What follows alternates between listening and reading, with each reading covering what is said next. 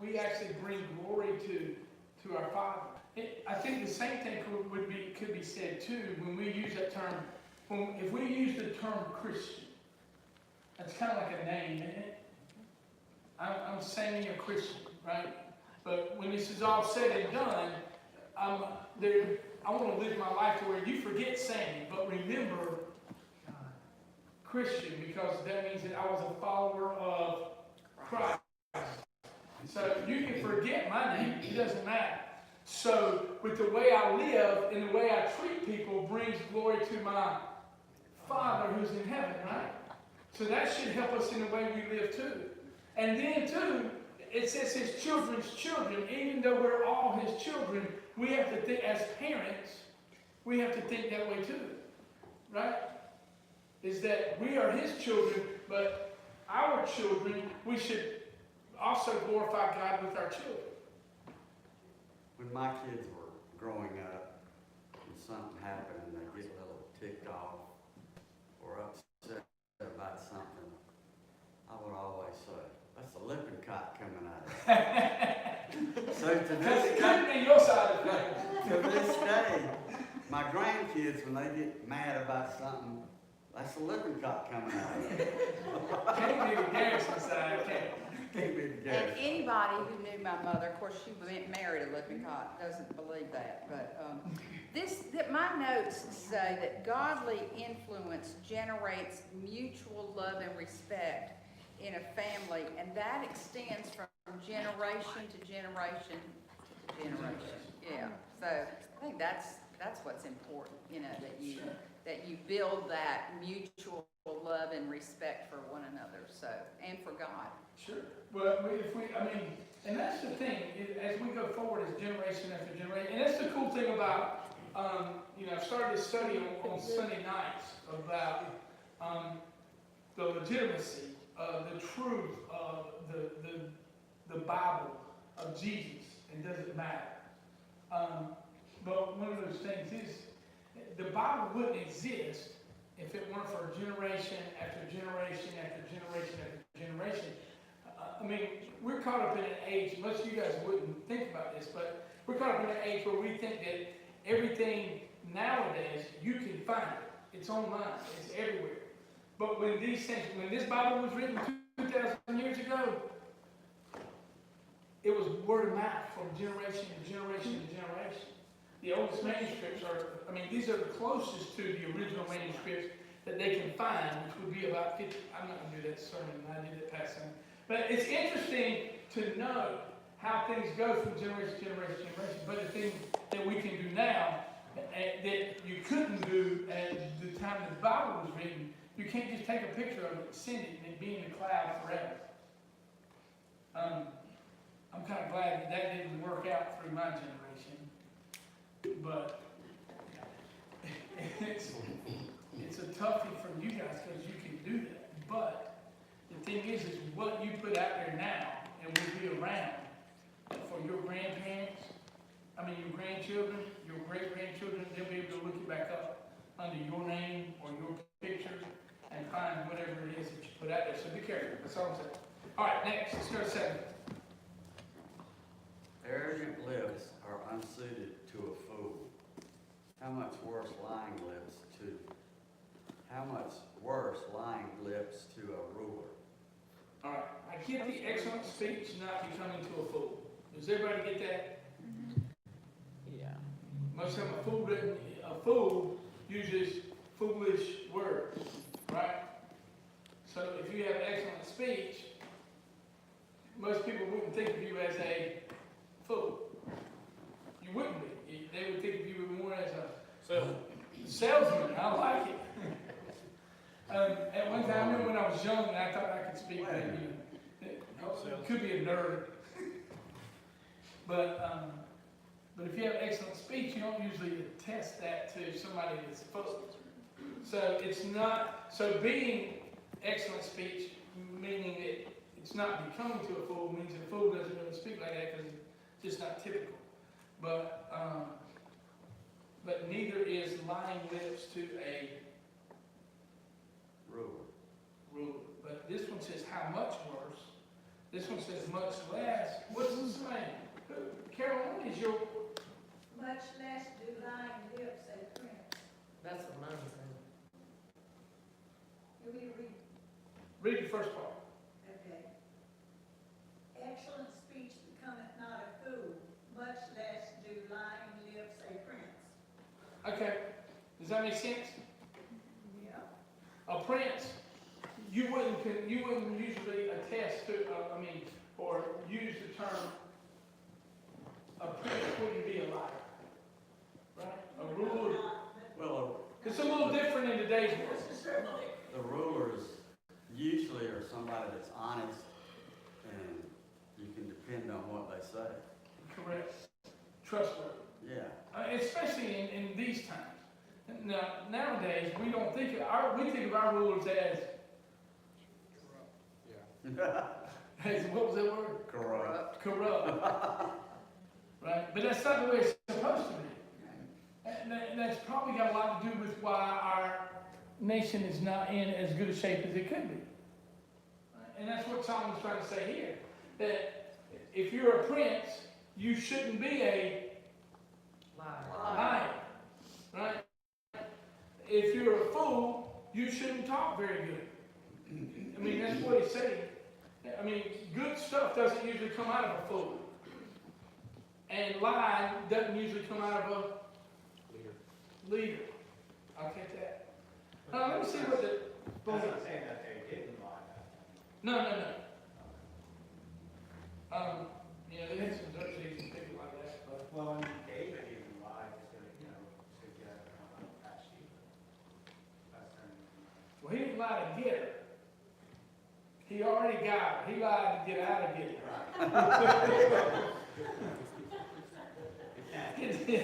But I know what you're saying. Here, let me read the book answer real quick. It says, it isn't that excellent speech is not desired from the fool, but that it is such an unexpected surprise. Since people usually express their wisdom or foolishness by what they say, it seems strange and almost inappropriate if a fool should say something wise and eloquent. It says, any leader should be so known for truthfulness that it is regarded as a strange surprise that they would lie. It's a lofty and rarely reached standard among leaders, especially political leaders, but it's still the way it's supposed to be. That's the book answer. Right? With me? Understand it? Done with it? Let's go. 8. A bribe is seen as a charm by the one who gives it. They think success will come at every turn.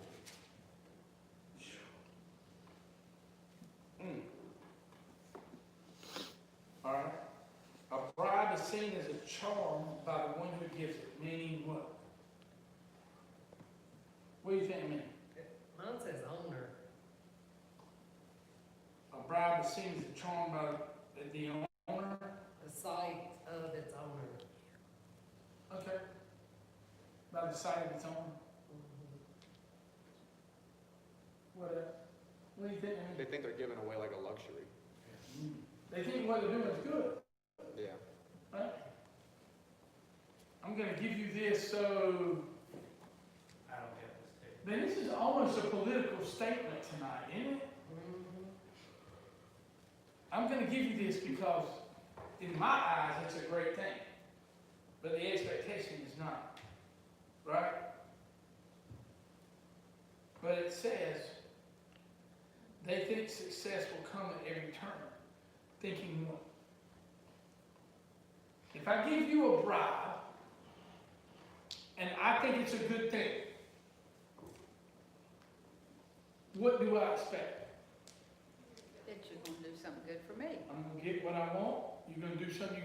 I'm scratching your back, so you need to scratch mine. I mean, that's the best way I know how to put this. Do y'all think of something else? Does that make sense? All right, these are getting easier and easier. All right, let's go to 9. We got that. He who covers over an offense promotes love, but whoever repeats the matter separates close friends. Say that one more time. Did y'all get that? He who covers over an offense promotes love, but whoever repeats the matter separates close friends. Okay. Anybody? Well, my translation uses the word transgression Okay. instead of offense or offense. So I think what it means is if you, I think it means if you forgive. If you forgive or cover a transgression, then you're seeking love. But What if do we you- normally do with these things? With transgressions or these offenses? What do we normally do? Well, we get Get mad even. or hurt or whatever. Do you say it? Retaliate. Yeah, Retaliate, get get mad, get even. The study says expose. To expose this transgression or this offense. You know, If you're doing that, you're not trying to find love. you're not. You're not. You're just trying to get even. Or you're Save trying face. you're spitefully doing something. But then, so we understand that, right? So if you, it's like you overlook it. It doesn't make any difference to you. Somebody offended you, so be it. I love you anyway. That's what I'm seeking. But it says, he who repeats the matter separates friends, meaning that if you what? Repeat the mistakes. If you do the same thing, right? If you continue to offend people, what happens? Division. Separates friends. Separates.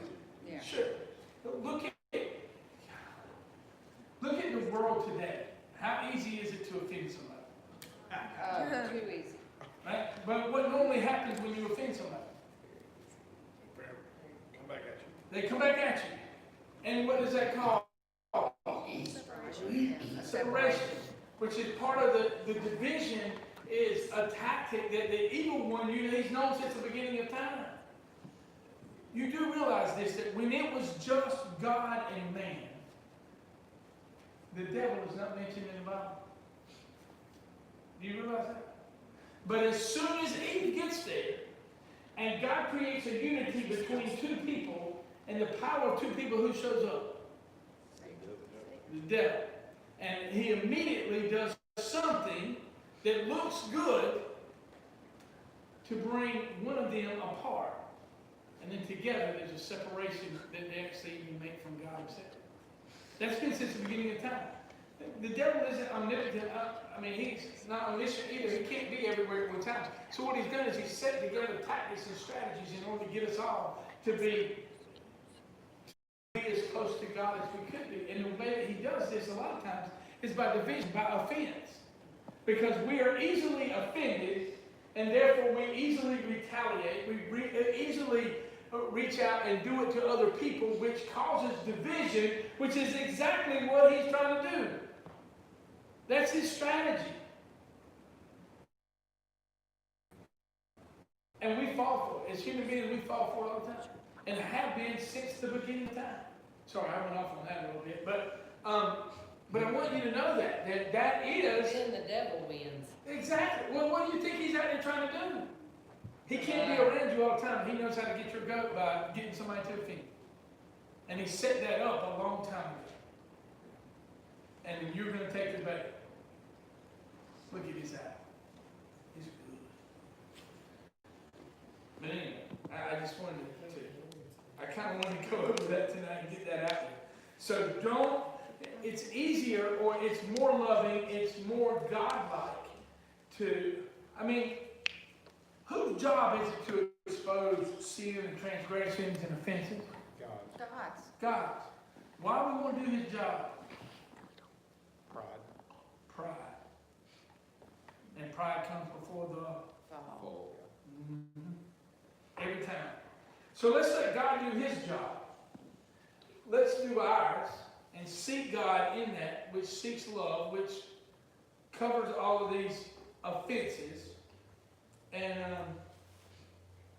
let God do His thing. All right, and don't let offenses, don't let other people's sin enter your life in order that it might separate us or divide us, that the evil one, the devil, Satan himself, can come in and do what he's always wanted to do, and that's to, he only got a couple jobs. His job is to steal, kill, and destroy. That's his job. That's all he came to do. No other thing. Steal, kill, and destroy. Don't let him do that to you. Don't let him do that to your friends. Don't let him do that to your community. Don't let him do that to our state or our country or our world. That's how we get back. Anyway, all right. We got time for, I think, one more. Maybe two. 10. A rebuke impresses a man of discernment more than 100 slashes a fool. What? I'm going to read my translation. Rebuke is more effective for a wise man than 100 blows on a fool. All right, I think we got to start with the word rebuke. Disagree. What? To be disagreed with. To be Or to disagree. disagree with someone. To disagree with someone. Anybody I else? think when you rebuke yourself from the situation, you're not hiding it. I think that's what it moved. Huh?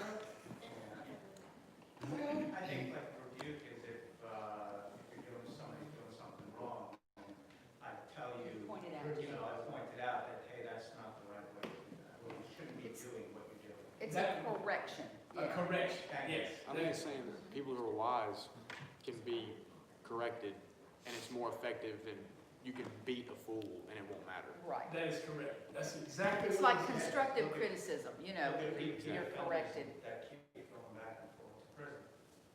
You know, and somebody else does something wrong and they redeem themselves. And don't ever do it again. Right. Or it makes me think of like, I would rather my parents like spank me than talk to me or like tell me out like they were disappointed. Can you just like beat me and get it over with?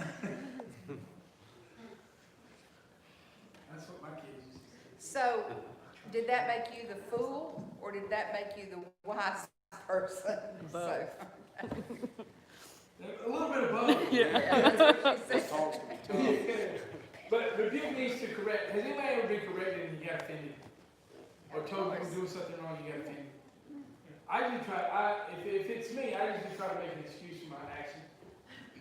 Or I try to say, yeah, you might be a little bit right, but, you know, I mean, we've all been there. We don't all like to be corrected all the time, especially, you know, if it's good for us. However, if you can take that, if you can listen to it, and use that, it's effective and it makes you wise. Correct? If you can take constructive criticism and you don't get all offended and you don't go half-cocked everywhere and doing something that's stupid, then you're wiser than if you were to take that and what if 10 people told you were doing something wrong but you didn't believe it? You didn't want to change. That's the same thing as being beaten 100 times. But that's what a fool loves. Somebody who takes that all the time, good fool. It says this right here. It says, correction may be administered deeply and repeatedly to the fool, yet they will not receive it. The problem is not in the correction itself, though the fool would likely blame it. The problem is in the fool. That's kind of where you were going there, Joe. The whole key here is don't be Fool. Well, and it's having a teachable spirit. So listening to someone else's criticism, especially if it's done in a loving way, should help you to grow. And that's the whole point of this, yeah. Agreed. We have a saying downstairs when I come in the mornings, and we got remote learning. They don't let me stay down there long because my attention span is not very good. And I usually get people distracted. So I just walk in and I say, don't be a fool. And and they say, "Go to school." It's kind of cool. Never. All right, we're gonna have to put it 7:23. We got 7 minutes. That gives us time to pray. All right.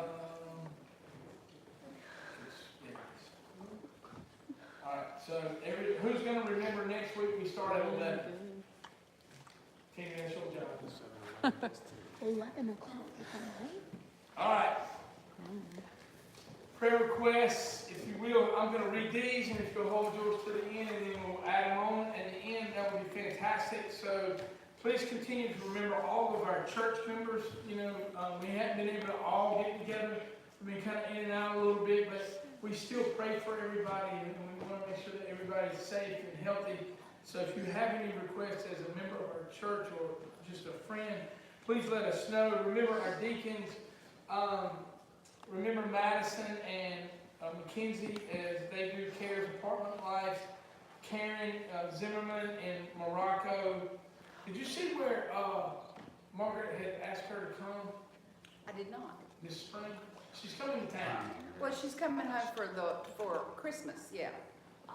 Right, but I think she's going to be here like January and February. And Yes. I don't know that she'll be able to come by and see us, but maybe she could. That would be kind of cool, but I know she's trying to stay away from as many people as possible. Right, Because she wants to be able to go back. yeah. All right, please continue to remember Thad Harris, Matt and Jessica Hoffman. I saw your update on Adeline. She's not having as many seizures, but she's having some behind her Occipital? Occipital. say it again. Yeah. Occipital lobe. Occipital lobe. Yeah, And so they're going to do surgery on that.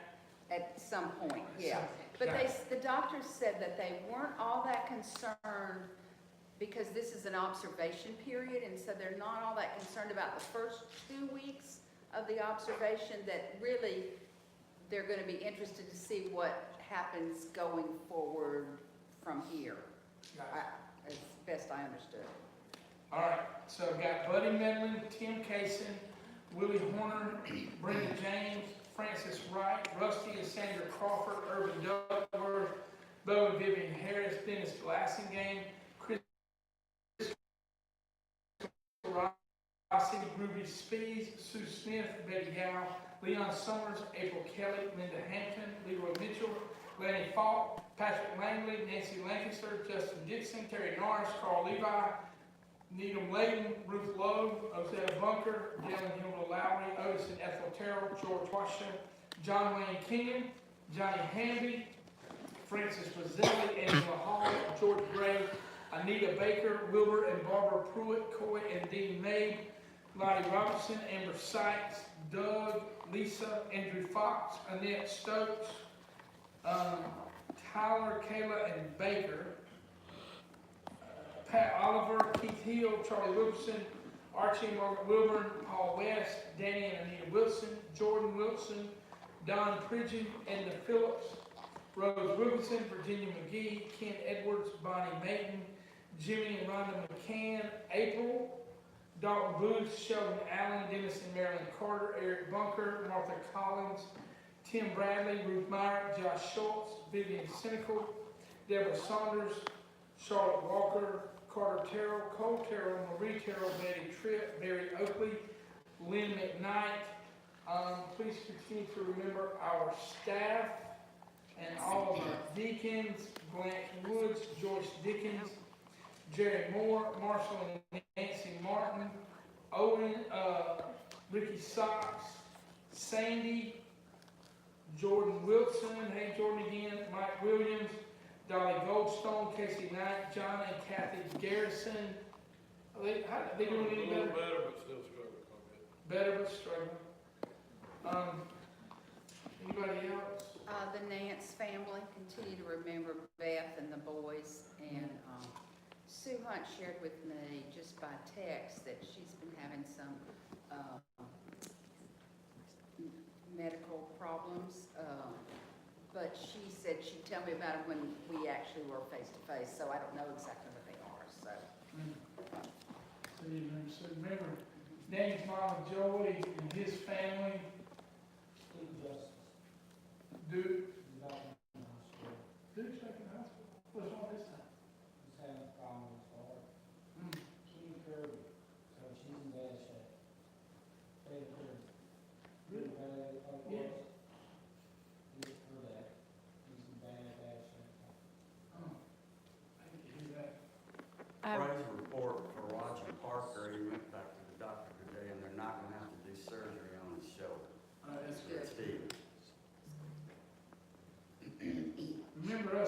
too, Mandy has resigned her job. Don't tell her I said this, but Is she watching on TV? It is live. no, she won't watch it. I don't think, she might. But, she resigned her job, she's going back to school. She's going to nursing school on an accelerated program. So, she's gonna be at the house a lot more. And she and I, we get along most of the time. Her and mom get along most of the time now, but it's still gonna be a change in process. She's gonna do something part-time, but we'll see how it goes. Yeah, I think it's a great move forward. I have Jordan's list. All right, what's Jordan's list tonight? So Kristen Tyler Franklin, Clayton Smith, the Harvard Fire Department as they got their truck. Her birthday is November 20th, and prayers for the family of the person who was killed on 70. There was a guy that was killed last night walking down Highway 70 home. You know anything about that guy, Sam? I just saw his name in the paper. It's on the I didn't news. know him. Oh, 56. And, well, and I feel really bad. There was a 32-year-old that hit him. I think he went to Orange. Huh? I think the guy who hit him went to Orange or something. Maybe. He's from Burlington. That's. Or maybe. Orange. Any other prayer requests tonight? Our nation. Our nation, That's a big one. for sure. Seen a lot of those prayer requests on Facebook.